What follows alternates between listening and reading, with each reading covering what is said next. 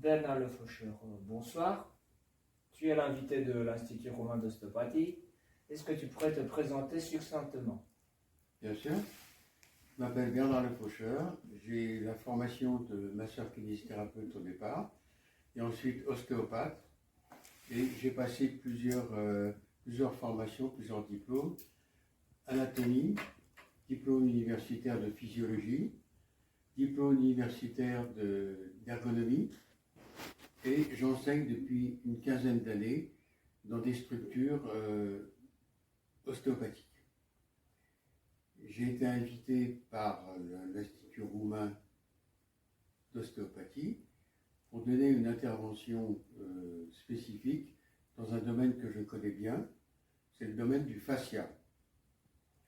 J'ai eu le plaisir de rencontrer des élèves à qui j'ai donné un cours magistral, des démonstrations techniques et ensuite le passage des examens, puisque je suis présent actuellement à Bucarest pour les examens.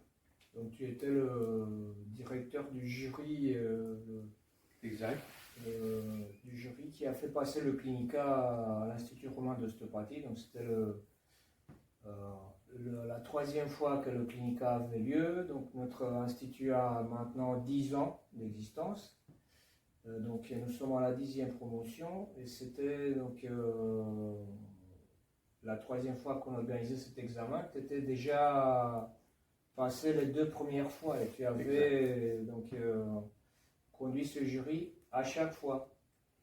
Donc voilà, donc tu es partie intégrante de l'école avec ton savoir.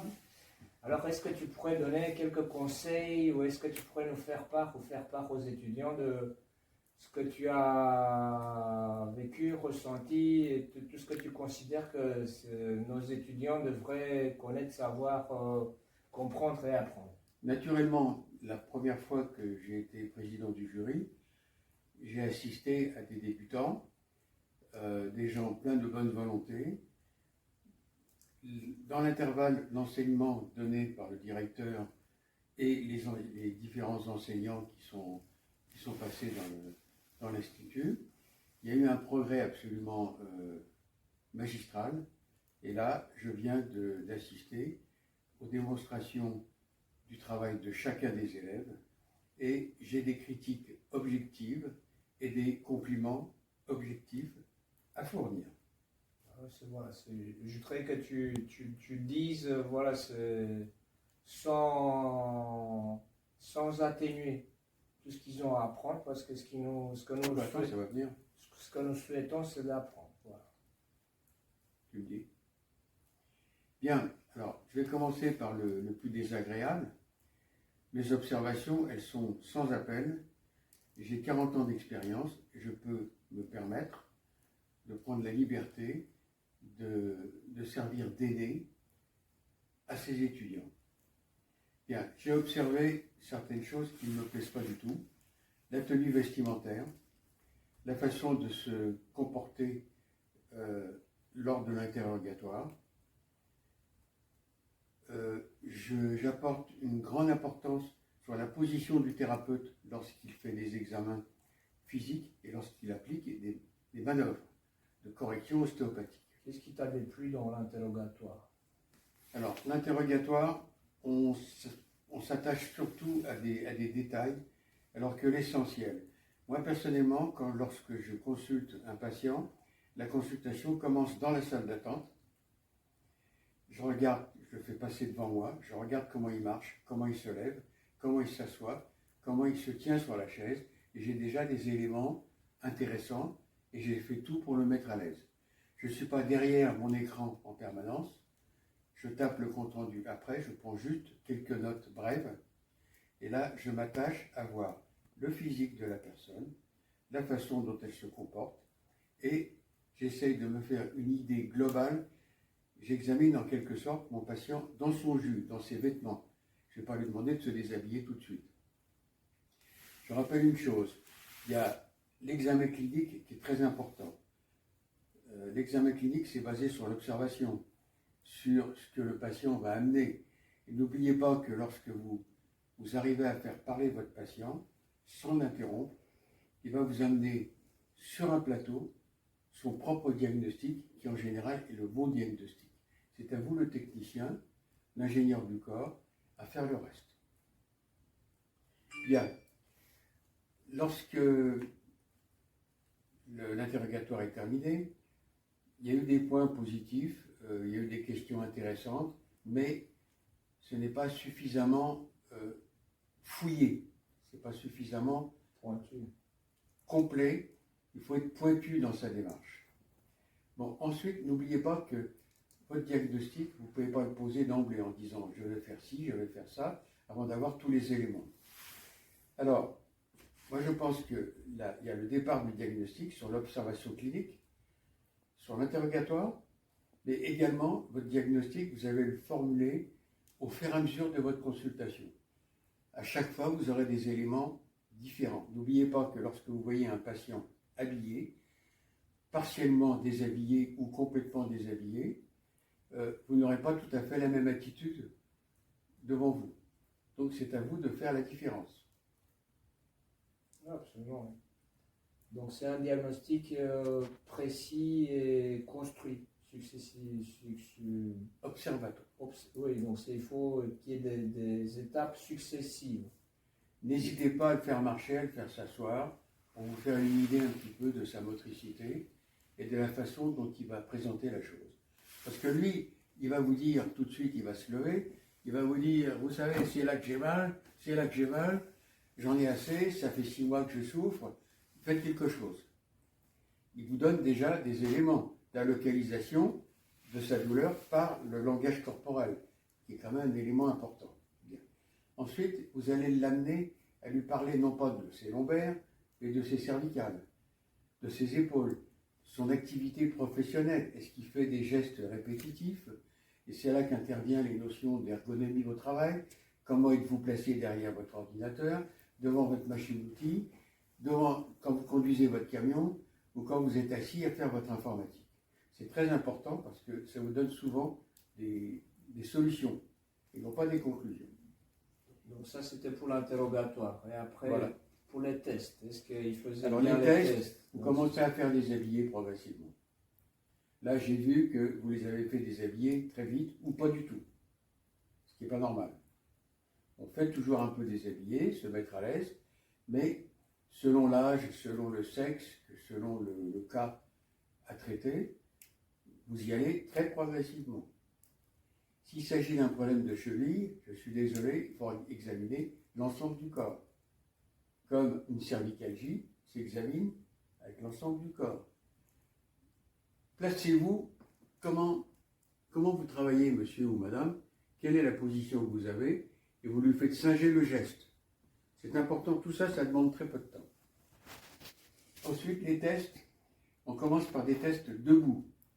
On met la personne en charge, elle retire ses chaussettes, ses chaussures, vous regardez les voûtes plantaires, regardez à la position, un pied creux, un pied plat, si un genou est en flexion, si le bassin est un peu basculé, et là, vous vous faites une idée de dos, de profil et de face. Et ensuite, vous commencez les tests ostéopathiques nécessaires au diagnostic. Alors, moi j'ai pour idée... il faut rajouter des tests. Rajouter des tests au niveau du système facial. Ouais. Ne pas se perdre dans des détails.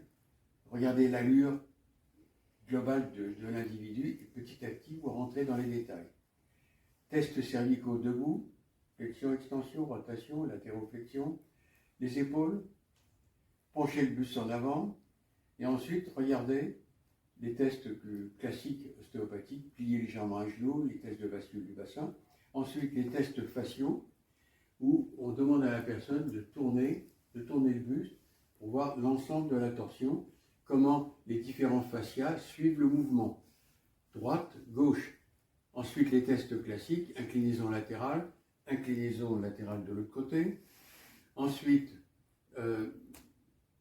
monter un genou, rester sur une jambe et monter un genou pour voir comment l'équilibre se passe.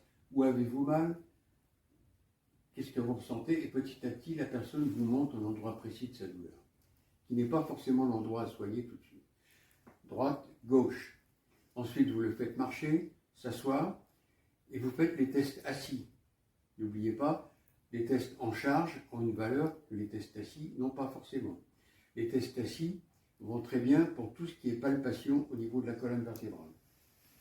Palpation de plus en plus précise. On commence par la colonne cervico-dorsale, on descend petit à petit au niveau des lombaires et on se fait une idée globale de la douleur. Maintenant, monsieur, vous allez me montrer où avez-vous mal. Là, il va avoir un langage corporel bien précis. Il va vous montrer, vous faire certains gestes qui vont vous indiquer les endroits où vous devrez agir. L'examen des radios, ensuite, dans certains cas, est indispensable, mais regarder d'emblée les radios et ne pas faire les tests, c'est complètement stupide. Bon, ensuite... Ne pas toucher, tu disais, de façon pontiforme. Alors, selon la pathologie, entre guillemets, ou les signes cliniques, la personne va vous montrer soit un geste comme ceci, soit comme ça, soit comme ceci, soit comme ça, soit comme ici, soit des gestes comme ceci. Tous ces gestes-là correspondent à des distorsions faciales, et c'est justement la matière que j'enseigne régulièrement. Alors, je pense que l'avenir, en quelque sorte, c'est d'arriver à mélanger les tests faciaux avec les tests classiques. Éliminer tout ce qui n'est pas utile et aller directement dans l'examen physique. Pour une cheville, par exemple, vous allez examiner la personne en marchant. Où avez-vous mal? Il va vous montrer un geste précis. Il vous désigne la capsule articulaire. S'il vous fait un geste plutôt de balayage, ça indique la souffrance au niveau des tendons et au niveau des fascias latéraux. Si vous montrez un geste comme ceci, ça correspond encore à autre chose, etc. etc. Il ne faut pas dire parce qu'il vous fait un geste ici que c'est tout de suite, oui, c'est l'os, c'est le trochanter, etc. Il y a une vision d'abord tissu cutané, des fascias, progressivement vous descendez au système musculaire et ensuite vous aboutissez au test osseux. Tu disais qu'il fallait attribuer plus d'importance au système facial et toucher plus, Oui. Tester les fascias. Oui, tester les fascias, exactement, effectivement, parce que quand vous levez des tensions faciales, vous aboutissez à ce moment-là à vos tests articulaires qui auront une bien meilleure qualité, une valeur non seulement thérapeutique, mais également de diagnostic. Ça, c'est important. Et dans le traitement, apporter plus d'attention. N'oubliez pas que le diagnostic, vous le faites au fur et à mesure que vous allez intervenir sur le corps de l'autre. Ça, c'est important. Et vous n'allez pas dire, ah ben oui, c'est ci, c'est ça, etc. Bon, je ne parle pas des pathologies rhumatologiques qui ont leur expression, je parle en général. Et tout ça, un praticien chevronné, organisé dans sa façon de faire le diagnostic, les tests, de faire le traitement, je pense un bon traitement fait dans les temps, 45 minutes, c'est un temps correct pour traiter les gens. Plus, c'est du verbiage. Il faut se contenter du résultat qu'on va avoir, quitte à revoir la personne 3-4 jours après, une semaine après ou un mois après. Voilà en gros. Oh, c'est bien. Alors, l'examen des radios se fait après la palpation, les tests et tout le reste. Surtout pas au départ, parce que vous partez avec une idée en disant oui, là il y a eu un trait de fracture, une dislocation, donc je vais chercher automatiquement là où la radio indique. Merci. Et alors, est-ce que Bernard, tu aurais un conseil aux jeunes générations? Oui. Alors le conseil, vous ne savez pas palper. Vous avez des gestes rapides, vous êtes toujours en train d'appuyer à des endroits anatomiques. N'oubliez pas que dès que vous mettez votre main sur la peau, vous provoquez automatiquement des réflexes de défense ou certains réflexes et vous n'aurez pas du tout la qualité de la palpation qu'il faut. On commence par une palpation très douce, ensuite on rentre petit à petit, on rentre et on aboutit aux parties dures du corps. Vous ne savez pas toujours bien vous placer en tant que thérapeute par rapport à votre patient. Je vois trop de gens penchés en avant comme si les genoux ne sont pas fléchis. Et puis parfois il y a des manœuvres qui sont faites un petit peu rapidement. C'est désordonné. Il faut être méthodique lorsqu'on recherche des pertes de mobilité, lorsqu'on recherche une douleur, etc. Et il y a quelque chose qui m'a fait bondir, c'est de voir des traitements cervicaux où le coude n'est pas appuyé, la tête n'est pas posée, il n'y a pas de confort pour le patient. On va manipuler à la volée comme ça, etc. Ça, non, c'est pas admissible. Donc je crois qu'il faut se garder d'être trop rapide, faut prendre son temps, expliquer au patient ce que vous allez faire. Il y a toujours une logique dans votre diagnostic et non seulement dans le traitement que vous allez appliquer. Il y a une logique. N'hésitez pas à le faire relever pour voir le résultat d'une manœuvre, ou se rasseoir, ou remarcher à nouveau. C'est comme ça que vous allez progresser. Se tester soi-même et tester l'effet sur le patient. Alors, est-ce que tu voudrais... Alors, le positif, Jacques, c'est positif, mais c'est un petit peu de remarque également. Vous perdez votre temps dans des tests répétitifs, c'est-à-dire la longueur des membres inférieurs, etc. Vous répétez ça plusieurs fois parce que vous ne semblez pas être sûr. Le positif, c'est que vous avez une très grande empathie vis-à-vis de la personne. Ça, c'est propre au peuple roumain. C'est l'empathie de l'autre qu'on n'a pas toujours dans d'autres pays ou dans d'autres cultures. Il y a également une qualité dans le toucher, dans le repérage. On sent que même si vous n'avez pas l'habitude, vous savez où vous allez dans le repérage. Vous savez bien traiter le système viscéral. Je vois des abdomens qui sont très bien traités. Il n'y a aucun problème. Vous avez tendance à perdre un petit peu de temps. Bon, ça c'est normal, vous êtes des débutants. Ce qu'il y a de positif, c'est que vous analysez bien après, est-ce que la personne se sent plus confortable ou pas. Et ça, c'est à rendre dans vos qualités. Et puis, l'anatomie, malheureusement, n'est pas bien sûre. L'anatomie topographique, l'anatomie palpatoire, ça laisse à désirer. Il y a des livres d'anatomie écrits dans toutes les langues. Retravaillez l'anatomie. Les tests de mobilité sont correctement faits. La main est assez bien placée lorsque vous commencez un traitement au niveau des tissus mous, au niveau de l'abdomen. Vous êtes un petit peu brouillon, mais ça c'est normal, c'est au début, on ne sait pas trop comment organiser son travail. Je pense que là, vous avez une bonne formation de base, mais tenez compte des conseils que je vous donne, parce que moi, ça fait 40 ans que je travaille. J'ai fait les mêmes erreurs, et ces erreurs, peut-être que j'en fais encore certaines, mais bon, j'essaye de limiter les erreurs. Voilà, monsieur. Oui, Bernard Le Faucheur, merci. Vous êtes attendu avec impatience et les bras ouverts une prochaine fois. Mes amitiés à tous. Merci à toi Bernard. Merci d'être venu et de faire l'effort de nous montrer ton positif inébranlable.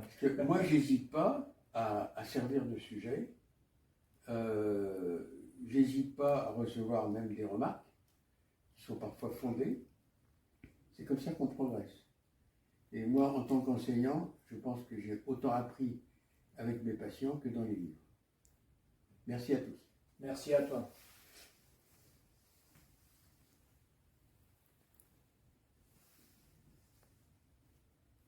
Je pense que ça va te dire.